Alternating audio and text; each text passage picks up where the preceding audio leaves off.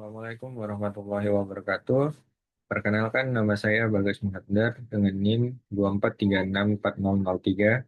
Di sini saya akan presentasikan materi saya dengan judul yaitu vektor. Baik, langsung saja masuk ke bagian yang pertama, yaitu pada bagian latar belakang. Nah, pada penerapannya, konsep vektor ini digunakan untuk menyederhanakan berbagai permasalahan di dalam teknik elektro. Nah, arus dengan tegangan bolak-balik, medan listrik, serta medan magnet dapat direpresentasikan dalam bentuk vektor sehingga analisis menjadi lebih sistematis dan efisien. Salah satu contoh nyatanya adalah penggunaan fasor yang mengubah persamaan diferensial pada rangkaian AC menjadi persamaan aljabar kompleks. Masuk pada bagian yang kedua yaitu apa sih vektor dan skalar itu? Nah, vektor ini merupakan besaran yang memiliki nilai dan arah. Sehingga untuk mendefinisikannya secara lengkap diperlukan informasi mengenai besar dan arah besaran tersebut. Nah, contoh besaran vektor dalam teknik elektro antara lain yaitu ada medan listrik, medan magnet, dan gaya. Nah, sebaliknya, skalar merupakan besaran yang cukup dinyatakan dengan nilai saja tanpa memperhatikan arahnya, seperti massa, suhu, dan energi. Nah, selanjutnya yaitu notasi dan komponen vektor. pada ba- pada bagian geometris sebagai ruas garis berarah atau anak panah. Nah, di sini terdapat sebuah garis panah yang dimana eh, seperti yang sebelumnya saya jelaskan yaitu arah vektor merupakan arah garis tersebut dan panjang garis ini merupakan besaran vektor. Nah, di sini terdapat A dan B. A ini merupakan titik awal dan B ini merupakan titik akhir. Nah, untuk bagian penyajiannya secara analitis bisa sebagai matriks kolom. Misalnya di sini A vektor sama dengan V1 dan V2 dan sebagai pasangan bilangan yaitu A vektor sama dengan V1 dan V2. Nah, untuk sebagai kombinasi vektor satuan yakni vektor A sama dengan V1 I vektor ditambah V2 I J vektor. Dan di sini terdapat gambar juga yang dimaknai dengan sama seperti tadi. Ini merupakan titik A dan titik B, di mana ini merupakan titik awal dan ini merupakan titik akhir. Sedangkan arah yang sebaliknya, yang di mana D ini merupakan titik awal dan C ini merupakan titik akhir. Dan selanjutnya yaitu ada komponen vektor. Nah, pada vektor R2 atau dua dimensi, seperti pada gambar di sebelah kiri ini, misal P1 sama dengan X1 dan Y1, dan P2 sama dengan X2 dan Y2. Maksudnya ini eh, pada, misalnya kita letakkan pada P1-nya itu di sini dan P2-nya itu di sini, karena pada dua dimensi hanya memiliki sumbu X dan Y, maka di sini hanya terdapat dua komponen. Ya. Dan di bawah ini maka eh, vektor V selisihnya itu P2 dikurang P1, maka di sini X2 dikurang dengan X1, terus Y2 dikurang dengan Y1. Nah, selanjutnya pada vektor R3 atau vektor tiga dimensi, seperti pada gambar yang di sebelah sini. Pada tiga dimensi ini terdapat tiga sumbu, yaitu sumbu X, Y, dan Z. Nah, misal P1 ini X1, Y1, dan Z1. P1-nya di sini dan P2-nya di sini. Dan untuk P2-nya itu X2, Y2, dan Z2. Maka untuk vektor V-nya itu selisihnya P2 dikurang dengan P1, yaitu komponennya X2 dikurang dengan X1, Y2 dikurang dengan Y1, dan Z2 dikurang dengan Z1. Selanjutnya ada panjang vektor. Nah, misalkan V ini merupakan vektor di R2 atau R3, atau kita sebut dengan dimensi, dua dimensi atau tiga dimensi. maka norma V dengan notasi lorong V didefinisikan sebagai lorong vektor V sama dengan akar V1 kuadrat ditambah V2 kuadrat. Atau bisa kita ganti dengan A kuadrat ditambah B kuadrat. Nah, ini merupakan rumus untuk dua dimensi dan di sebelah kanan terdapat rumus untuk tiga dimensi. Maka di sini merupakan lorong vektor V sama dengan akar V kuadrat ditambah Q kuadrat ditambah dengan R kuadrat. Nah, selanjutnya di sini terdapat sebuah contoh soal di mana pada gambar di samping ini vektor A yaitu satu dan 2 dan vektor B 3 dan 5. Di mana vektor A ini berada pada satu di sumbu X dan 2 di sumbu Y dan vektor B ini berada pada 3 di sumbu X dan 5 di sumbu Y. Maka vektor U sama dengan panjang dari titik A ke titik B. Maka di sini untuk mencari panjangnya itu dikurangi dengan titik akhir dengan titik awal. Maka di sini akhir dikurang awal, maka kita jadikan vektor A dan B ini menjadi bentuk matriks kolom. Sehingga untuk vektor A ini yaitu satu 2 dan vektor B ini 3 5. Dan kita kurangkan saja. Mengurangkannya yaitu ke samping 3 dikurang satu hasilnya yaitu 2 dan 5 dikurang 2 yaitu hasilnya 3. Nah, selanjutnya untuk mencari panjang vektor U-nya, ini merupakan vektor U-nya, maka lorong vektor U sama dengan lorong dari panjang titik A dan titik B. Nah, di sini akar 2 kuadrat ditambah 3 kuadrat, maka hasilnya itu akar 4 tambah 9 dan hasil akhirnya itu akar 13. Selanjutnya eh, terdapat jenis-jenis vektor. Nah, di sini terdapat tiga jenis vektor. Yang pertama ada vektor posisi. Nah, vektor posisi ini pangkal di titik asal koordinat, menyatakan letak suatu titik. Digunakan untuk memodelkan lokasi komponen dan arah medan listrik. Nah, pada dua dimensi berarti vektor posisi ini titik awalnya itu 0,0 dan sedangkan pada eh, vektor posisi untuk tiga dimensi berarti dia titik awalnya itu 0,0 dan koma nol. Nah, selanjutnya di sini ada vektor satuan, yaitu panjang satu satuan hanya menunjukkan arah yaitu I, J, dan K, penting untuk memecahkan vektor gaya atau medan ke komponen arahnya.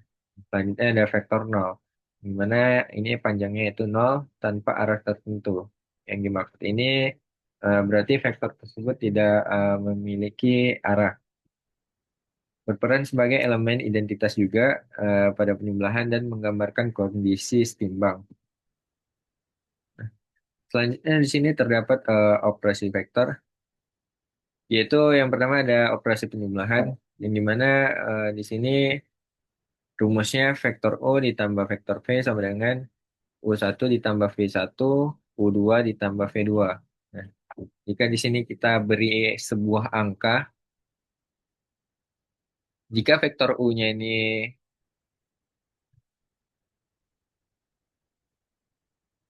jika vektor ini 1 dan 2, dan vektor V-nya ini kita beri 3 dan 4.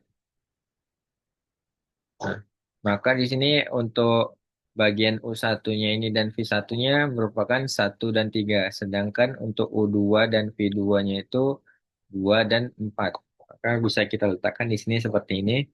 1 ditambah 3.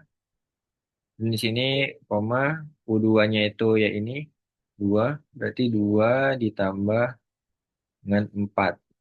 Nah, sama saja seperti pada rumus bagian pengurangan yang di sini. Yaitu vektor U dikurang dengan vektor V sama dengan U1 dikurang V1, U2 dikurang dengan V2. Seperti ini juga. Dan di sini terdapat sebuah gambaran. Dan di sini salah satunya pada gambaran penjumlahan. Nah, Yang dimana ini merupakan vektor titik A, titik B, dan titik C. Dan ini merupakan vektor U dan ini merupakan vektor V. Dan menjumlahkan kedua vektor tersebut, maka hasilnya adalah hasil dari penjumlahan vektor ini tadi. Dan selanjutnya,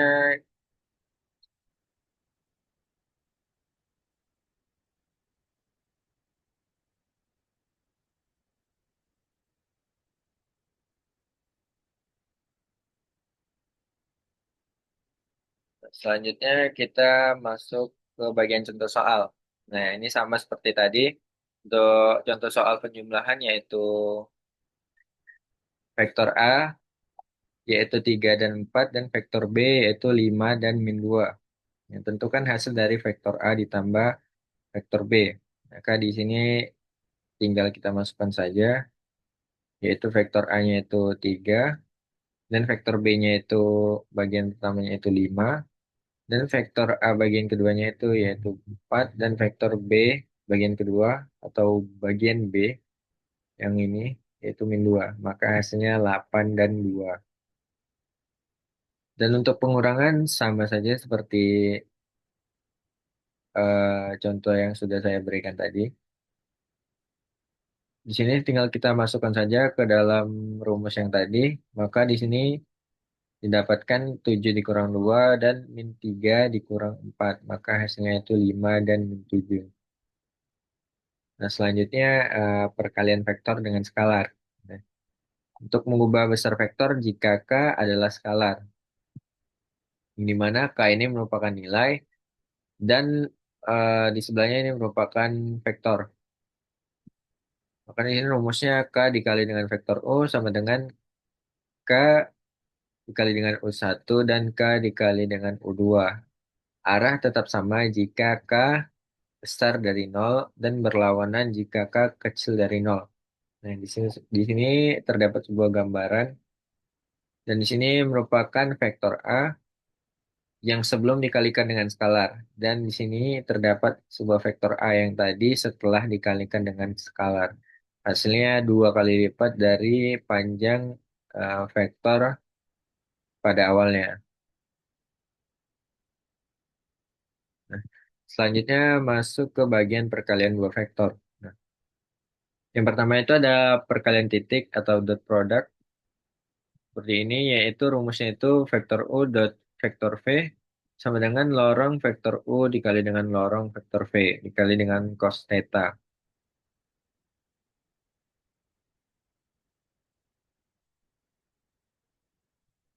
Nah, yang dimana sih cos theta-nya itu ini merupakan cos theta atau sudut vektor dan ini juga merupakan sudut vektor. Dan di sebelah sini terdapat sebuah contoh soal, yaitu arus dan tegangan AC memiliki sudut fasa 60 derajat. Nah, sudut fasanya kita misalkan di sini tuh dia 60 derajat. Sudut yang di sini tuh dia 60 derajat.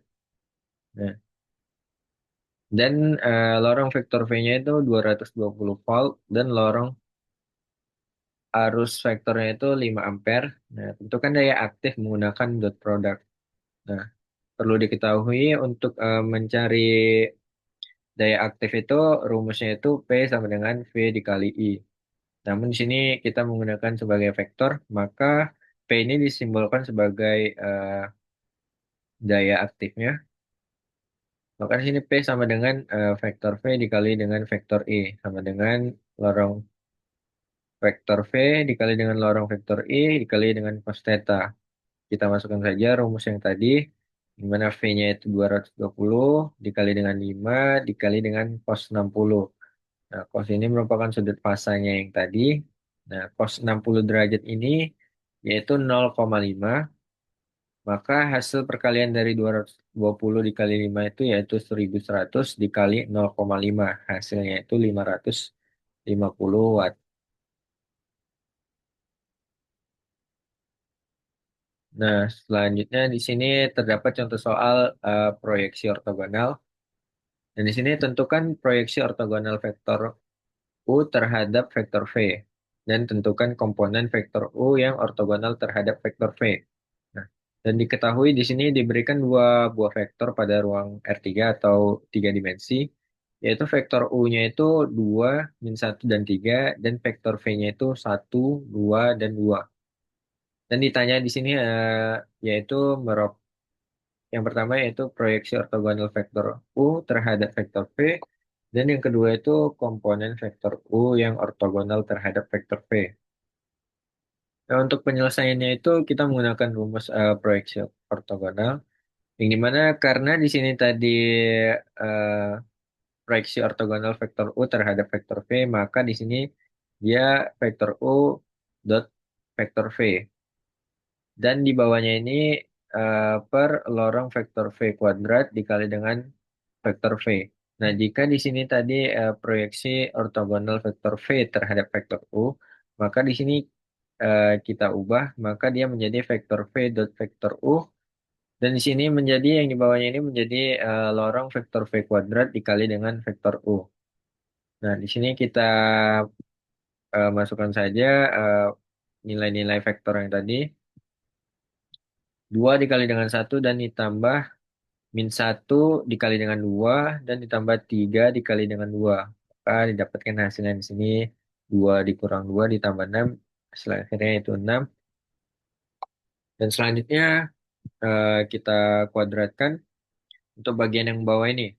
Maka lorong vektor V-nya itu 1 kuadrat. Yang ini kita kuadratkan dan ditambah 2 kuadrat dan ditambah 2 kuadrat. Maka hasilnya itu 9 totalnya. Dan selanjutnya menentukan skalar proyeksinya. Untuk menentukan skalar proyeksinya itu sudah kita dapatkan tadi hasil dari perkalian vektor U dot vektor V, hasilnya itu 6. Dan lorong vektor V kuadrat ini hasilnya 9. Maka di sini 6 per 9 kita sederhanakan menjadi 2 per 3. Sehingga untuk menghitung proyeksi ortogonalnya, kita kalikan dengan vektor vektor U tadi. Yang dimana kalikan dengan vektor V tadi. Karena di sini sudah didapatkan hasilnya itu 2 per 3. Kita kalikan dengan vektor V tadi. Maka di sini didapatkan hasilnya 2 per 3, 4 per 3, dan 4 per 3. Untuk penyebutnya itu kita samakan. Dan untuk pembilangnya itu kita kalikan saja. Dan untuk rumus selanjutnya itu vektor U dikurang proyeksinya. Maka di sini untuk vektor U-nya itu tadi 2, min 1, dan 3. Maka untuk proyeksi yang sudah didapatkan tadi, kita kurangi dengan vektor U ini. Maka di sini kita samakan juga bagian penyebutnya. Dan untuk bagian bagian vektor U ini dikali dengan bagian penyebutnya. Maka di sini didapatkan 6 per 3 dikurang 2 per 3 dan min 3 per 3 dikurang 4 per 3 serta 9 per 3 dikurang 4 per 3. Nah, selanjutnya ini didapatkan hasilnya yaitu ini 4 per 3 min 7 per 3 dan 5 per 3.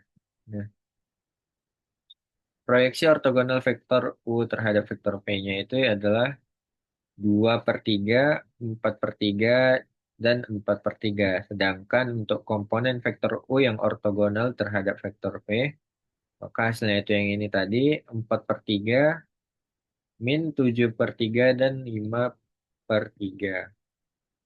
Nah, selanjutnya perkalian dua vektor. Perkalian dua vektor ini untuk perkalian silang atau cross product. Nah, ini sama seperti kita menyelesaikan soalan matriks juga. Kita menggunakan perkalian searah atau searus. Dan untuk mengalihkan ini sama. Untuk bagian dari kiri ke atas ke kanan bawah itu dia positif. Dan dari kiri bawah ke kanan atas atau sebaliknya itu dia negatif. Nah, kita ambil salah satu contoh yang dari sini. Maka di sini kita contohkan aja. Untuk yang bagian pertama itu, untuk vektor C-nya itu berarti E dikali dengan AY dikali dengan BZ. Untuk peletakan I-nya ini biasanya kita eh, terserah ya, bisa di depan dan bisa juga di belakang. Namun biasanya kalau di depan tuh biasanya kita eh, untuk sebagai arus ya gitu. Kadang takutnya eh, lupa cara membedakannya, maka di sini bisa saja diletakkan di belakangnya. Nah, untuk selanjutnya itu Z, J dikali dengan AZ dikali dengan BX. Nah, hasilnya seperti ini. Dan untuk pengurangannya yang dari atas ke bawah atau dari bawah ke atas, BX dikali dengan AY dikali dengan K. Terus BY dikali dengan AZ dan dikali dengan E. Dan seterusnya. Nah, selanjutnya di sini terdapat sebuah contoh soal dari bagian materi cross cross product tadi. Dan di sini diberikan dua buah vektor, di mana vektor A itu 2, 3, dan satu, dan vektor B itu satu, min satu, dan 4. Nah, di sini tentukan cross product dari vektor A dikali dengan vektor B. Maka di sini untuk penyelesaiannya ini tidak menggunakan perkalian searus atau searah. Seperti yang tadi, merupakan ini eh, cara mencarinya itu dengan menutup yang mau kita cari. Misalnya kita mau mencari bagian I, maka kita tutup bagian baris I dan kolom I, sehingga hanya menyisakan 3, 1, min satu dan 4. Dan kita kalikan saja, yaitu 3 dikali dengan 4, dikurang satu dikali dengan min satu. Nah, selanjutnya, jika kita ingin mencari bagian J, kita tutup baris baris yang ada J-nya dan kolom yang ada J-nya. Maka di sini hanya menyisakan 2, 1, 1 dan 4. Maka kita kalikan saja 2 dikali 4 dikurang satu dikali satu. Dan untuk yang K juga sama. Kita tutup bagian baris pertama dan kolom ketiga. Sehingga di sini hanya menyisakan 2 dikali min satu dikurang 3 dikali satu. Dan di sini kita jumlahkan semua dan dapatkan hasilnya itu untuk I-nya itu 12 tambah satu dan Z-nya itu 8 kurang satu dan K-nya min 2 kurang 3. Untuk hasil akhirnya itu 13I dikurang 7Z dikurang 5K. Nah, selanjutnya kita masuk pada bagian akhir yaitu studi kasus. Di sini saya menerapkannya pada suatu arus balik AC. Dalam sebuah sistem listrik dinyatakan oleh persamaan fungsi waktu sebagai berikut. Nah, di sini diketahui persamaan arus AC-nya itu IT sama dengan 10 sin omega T ditambah 30 derajat. Yang dimana 30 derajat ini merupakan eh, sudut fasanya. Dan di sini ditanya tentukan representasi arus tersebut dalam bentuk vektor fasor. Atau di sini bisa juga kita sebut sebagai frekuensinya ya. Kadang di sini bisa dari hasil frekuensi dikali dengan omega sehingga menghasilkan eh, sebuah penjumlahan di sininya nanti. Dan yang kedua itu uraikan vektor fasor ke dalam komponen sumbu X dan Y. Dan tiga, tentukan besar dan arah vektor fasor hasil penguraian tersebut. Nah, untuk penyelesaiannya itu seperti yang kita ketahui untuk rumus fasor itu dia IT sama dengan IM atau gelombang sinusnya ini atau amplitudonya dikali dengan sin dikali dengan omega T ditambah theta. Nah, ini merupakan IM itu merupakan amplitudonya dan theta ini 30 derajat tadi merupakan sudut fasanya. Maka arus dalam bentuk fasor dinyatakan vektor I sama dengan 10 sudut 30 derajat. Nah, dari sini juga bisa kita ubah menjadi tadi seperti ini. Biasa ini misalnya di sini terdapat sebuah frekuensi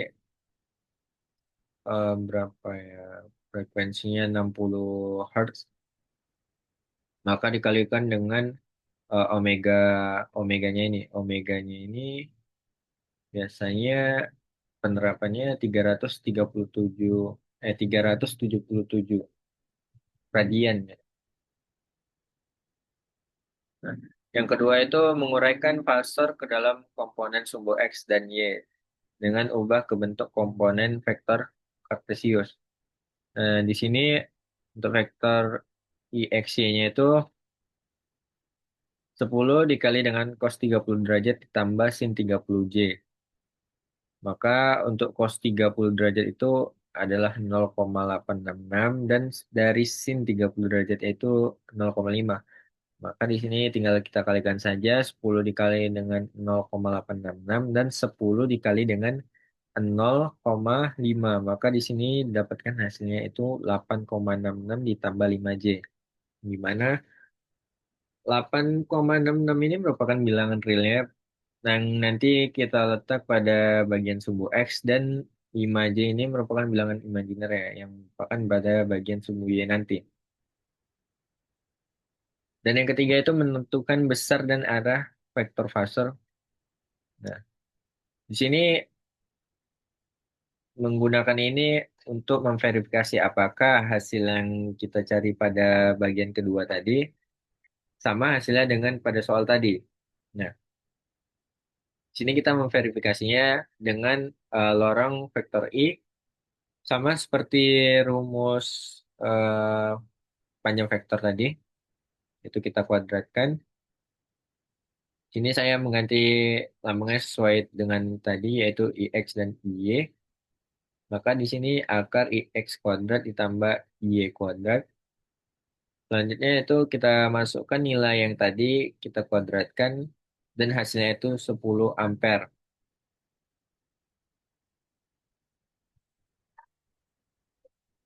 Selanjutnya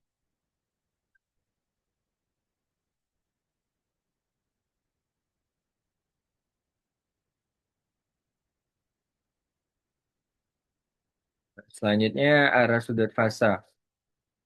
Nah, untuk arah sudut fasa ini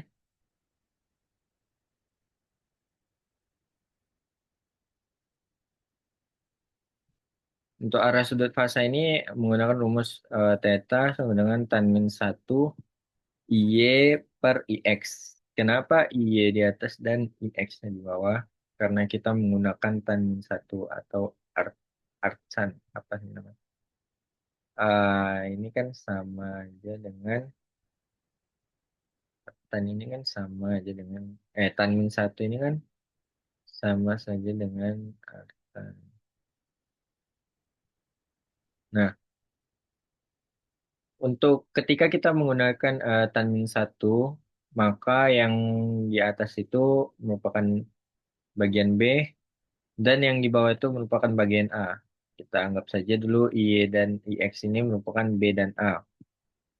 Nah, ketika kita menggunakan cos pangkat min 1, maka yang di atas itu merupakan bagian IX-nya dan di bawah merupakan bagian Y-nya. Selanjutnya, karena di sini sudah ada rumusnya, kita masukkan saja angka-angka yang tadi, yang dimana 5 ini merupakan bilangan bagian Y tadi ini, dan 8,66 ini merupakan, 5 ini merupakan bagian bilangan imajiner tadi, dan 8,66 ini merupakan bagian dari bilangan real. Dan di sini didapatkan tan dari min 1, yaitu 5 per 8,66, yaitu 30 derajat. Nah, jadi arus AC dalam bentuk fasor dan komponen vektornya adalah I sama dengan 10 sudut 30 derajat sama dengan 8,66 I ditambah 5J.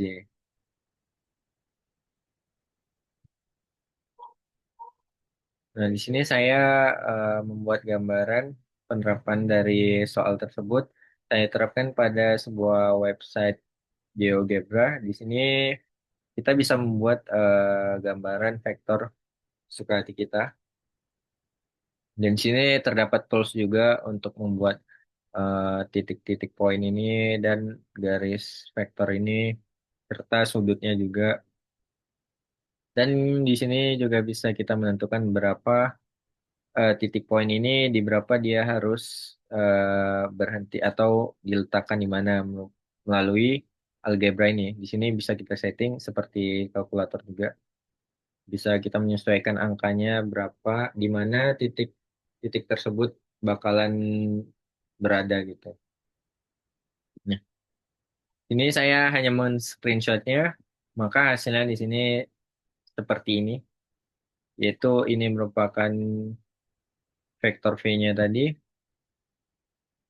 vektor I-nya tadi salah ini berarti. Vektor I, dan vektor I-nya itu tadi 10 sudut 30 derajat sama dengan 8,66 ditambah 5J.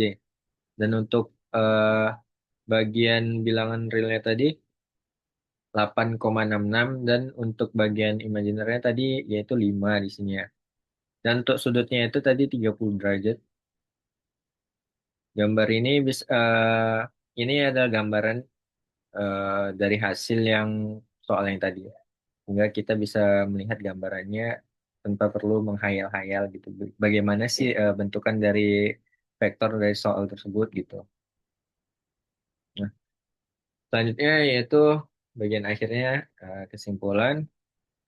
Konsep vektor merupakan dasar penting dalam matematika dan teknik elektro. Nah, karena mampu mempresentasikan besaran yang memiliki besaran dan arah melalui operasi vektor seperti penjumlahan tadi, ada pengurangan, perkalian, perkalian silang, dan lain-lain. Untuk penguraian komponen, hasil kali titik, serta proyeksi ortogonal. Nah, berbagai permasalahan dapat dianalisis secara sistematis dan matematis. Penerapan vektor dalam bentuk fasor juga mempermudah analisis besaran arus dan tegangan AC, sehingga konsep vektor menjadi alat yang efektif dalam memahami dan menyelesaikan persoalan teknik elektro. Baik, sekian. Terima kasih presentasi dari saya. Maaf, segala maaf jika ada gangguan seperti suara-suara yang mengganggu dan salah kata dari saya. Mohon maaf. Saya akhiri. Wassalamualaikum warahmatullahi wabarakatuh.